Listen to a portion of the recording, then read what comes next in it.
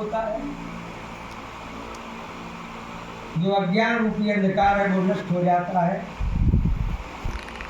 तदोदयते विवेक, और विवेक की प्राप्ति हो जाती है। आप लोग जानते हैं विवेक क्या चीज है? जानने को तो सब कुछ जान जाता है कि विवेक कहा जाता है। विवेक का मतलब है अच्छे और बुरे का ज्ञान, सत असत विवेकनी बुद्धि, अच्छे और बुरे का विवेक आ जाए। यानी संसार में कौन वस्तु रखने लायक है और कौन सी वस्तु त्यागने लायक है। यदि विवेक का कहा जाए तो जैसे अपन को चावल बनाना है तो बहनें, बेटियाँ, माताएं उनको अलग अलग एक एक करके छांट देती है।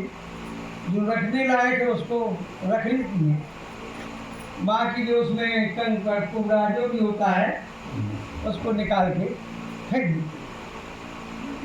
इसलिए ये विवेक कब आता है? इसलिए व्यक्ति को भी चाहिए कि जो वास्तव में सार्थक है तो उसको ग्रहण करें, और जो सार्थक नहीं उसका त्याग करें। और ये विवेक कब आता है? जब मनुष्य को सत्संग की प्राप्ति होती है। पुरुषो यदा वही, वह पुरुष यदा कभी भी सत्संग की प्राप्ति कर लेता है तब उसे ये विवेक आ जाता है।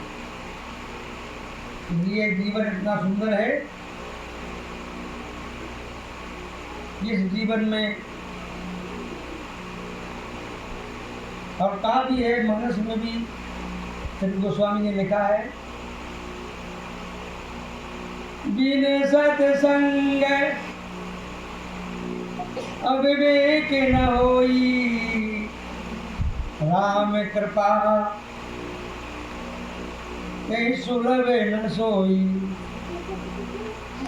सत्संगत के बिना विवेक नहीं आता। विवेक आने का तरीका है सत्संग, और राम कृपा बिन सुलभ न सोई। वह बिना भगवान की कृपा से सुलभ नहीं। जब भगवान की कृपा होती है तो सुलभ हो जाता है। हमने तो भागवत पुराण अपने हिसाब से बहुत कछे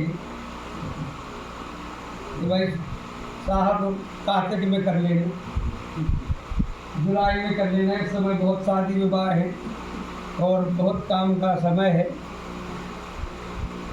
लेकिन इनकी जो श्रीमती जी है उनने ये कहा कि नहीं अभी करना है। तो देखिए इसको क्या कहा जाता है? इसको यही कहा जाता है कि इस समय भगवान की जब मन में जो है सत्संग करने की अभिलाषा हुई, जान लीजिए भगवत कृपा। देखिए बड़ा सुंदर सो अवसर प्राप्त हुआ, और हमें आपको ये अवसर खोना नहीं चाहिए।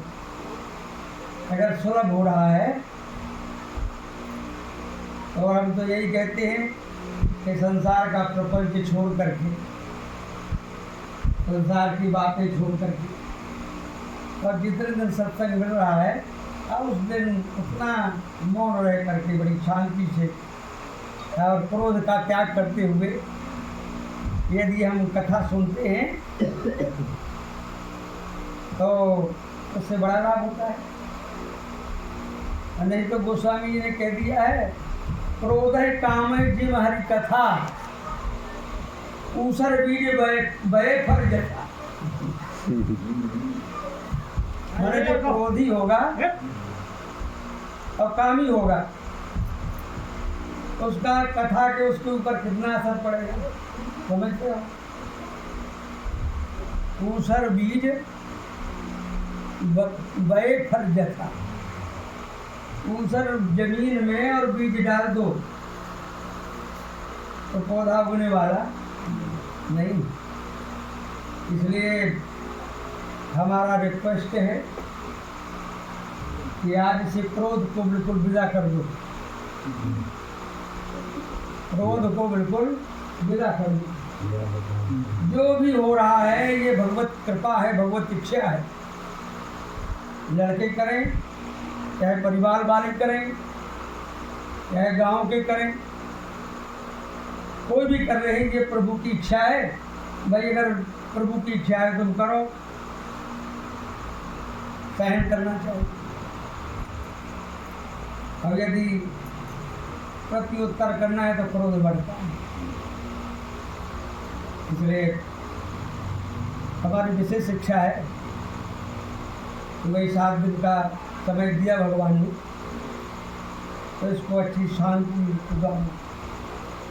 शांति से जितना काम बनता है उतना शांति से नहीं बनता। अब कुछ लोग तो इसे डर रहे हैं कि नाराज न हो जाए, आप डर करके आते नहीं, हमेशा देख रहे भाई, किसी ने हमसे बताया नहीं, देख रहे। अब इस कारण से जो है न तुम सुन पाओगे और न अगला आने वाला सुनता है। इसलिए जो काम कर रहे तो भला है, नहीं कर रहे तो भला है। ये प्रभु की इच्छा समझो, भगवत इच्छा है ऐसी, ये ऐसा चल रहा है। तो देखिए श्रीमद् भागवत महापुराण का रूप बताया गया है। भगवान का रूप क्या है? सच्चिदानंद रूपाय विश्वोत्पत्त्यादिहेतवे तापत्रय विनाशाय श्री कृष्णाय वयं नमः। भगवान का रूप क्या है? सच्चिदानंद रूप। सत और चित और आनंद। चित माने ज्ञान और आनंद सब कोई जानता है, माने सत्य है। सत्य भगवान के पास है केवल। सत्य का मतलब है जो हमेशा रहते हैं।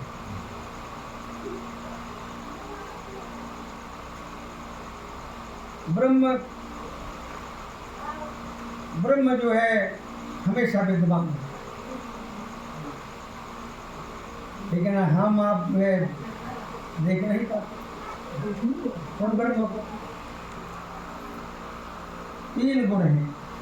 अगर हम उनकी पूजा करते हैं, उनकी अर्चना करते हैं, तो वे 3 गुण हमें भी देने के लिए तैयार है।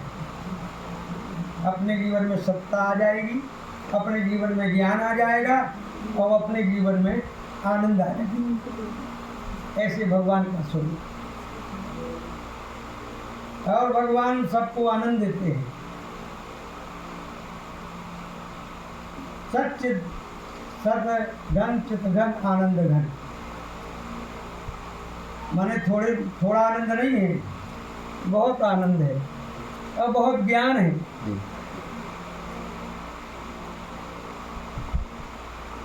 इस प्रकार मानस में श्री गोस्वामी जी ने कहा है,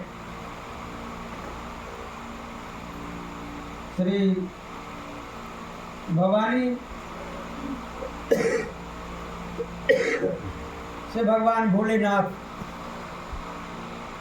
कहते हैं कि हे भवानी, जब उन्हें कई प्रश्न किए भवानी पार्वती जी ने,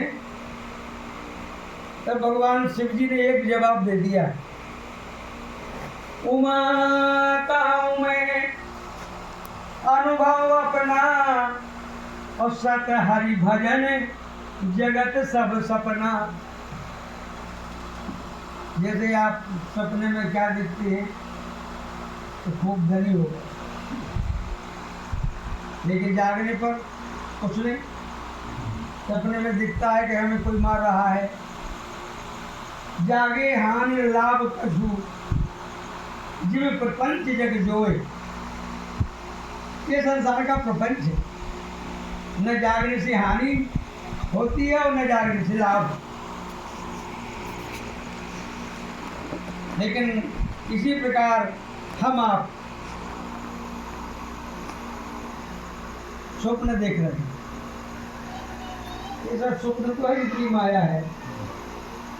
तुमने कहा बहू है, लड़का है, नाती है, पंथी है, क्या ये सब स्वप्न है।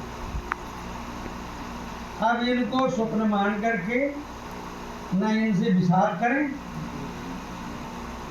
और न इनसे प्रसन्न रहें। क्योंकि स्वप्न में जो कुछ हो जाता है वो सही नहीं होता, क्योंकि सपने होए भिखार ढूंढने को, रंग नागपति होए। अगर सपने में रंग भिखारी हो जाए,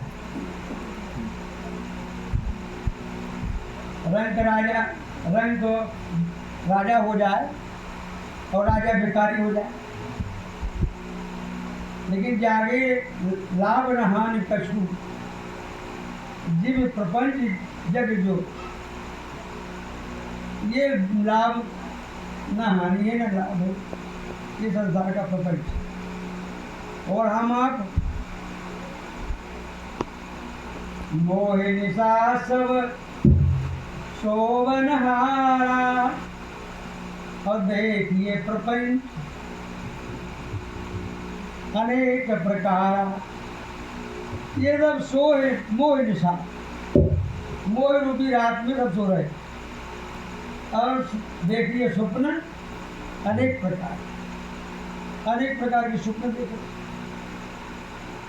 हम ऐसा करेंगे फिर ऐसा हो जाए। अरे करना तो प्रभु को है, हम तो केवल स्वप्न देख रहे हैं। बड़ा सुंदर गोस्वामी जी ने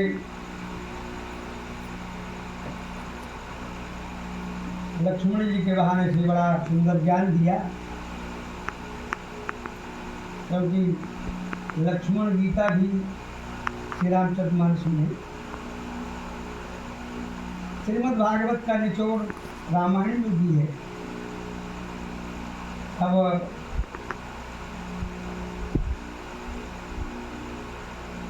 विश्वोत्पत्त्यादि हेतु में भगवान का कारण क्या है? सच्चिदानंद तो भगवान का रूप है, लेकिन भगवान करते क्या है? कर्तव्य क्या है भगवान? विश्वोत्पत्त्यादि हेतवे, संसार की उत्पत्ति का कारण है। संसार की उत्पत्ति कौन करता है? संसार की उत्पत्ति भगवान ही करते हैं। विश्व की उत्पत्ति का हेतु है। भाई जब भगवान की इच्छा होती है तो भगवान जन्म देते हैं और व्यक्ति अपने कर्मानुसार सुख दुख भोगता है। लेकिन दोष देते हैं हम भगवान को। अगर हमें दुख हो गया, एक्सीडेंट हो गया, गिर पड़े या कुछ भी हो गया तो दोष देंगे, लेकिन ये दोष भगवान का नहीं। भगवान किसी का बुरा नहीं करते, क्योंकि जब बुराई उनके पास है नहीं तो लड़के भाई खेलने दो उसको, प्रपंच नहीं करना भैया। कथा में वही समझा रहे हम, मान नहीं रहे।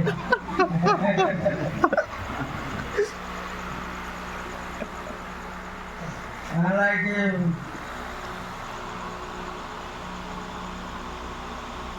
इसलिए विवेकी बनो और शांत ध्यान, बच्चे भी सावधान करो और परिवार सावधान, उसी में कुछ लाभ मिलेगा। अगर गुरु जी का मन जो है दूसरी जगह चला गया तो जो गुरु जी को बताना है वो बता नहीं पाएंगे, क्योंकि मन भटका सब कुछ भटक गया। तापत्रय विनाशाय, और भी क्या करते हैं भगवान? तापत्रय विनाशाय, तीनों तापों का विनाश करते हैं। कौन कौन से ताप हैं? दैहिक और दैविक और भौतिक। दैहिक ताप होता है शरीर का, माने शरीर में खुजली हो गई, शरीर में बुखार हो गया, जुकाम हो गया, कुछ भी पीड़ा हो गई, ये दैहिक ताप। और दैविक ताप जो देवताओं के द्वारा मिलता है। और भौतिक ताप ये कहीं भूकंप आ जाना या कहीं विशेष महामारी बीमारी इत्यादि आ जाना, ये सब भौतिक ताप है। लेकिन भगवान करते क्या है? तापत्रय विनाशाय, तीनों तापों का विनाश कर देते हैं। अगर जो उनकी सेवा करता है, उनका भजन करता है, भजन के प्रभाव से भगवान प्रसन्न होते हैं, तीनों तापों को नाश कर देते हैं। श्री कृष्णाय वयं नमः। ऐसे भगवान परब्रह्म सच्चिदानंद आनंद कंद को हम सब लोग प्रणाम करते हैं। ऐसे भगवान है।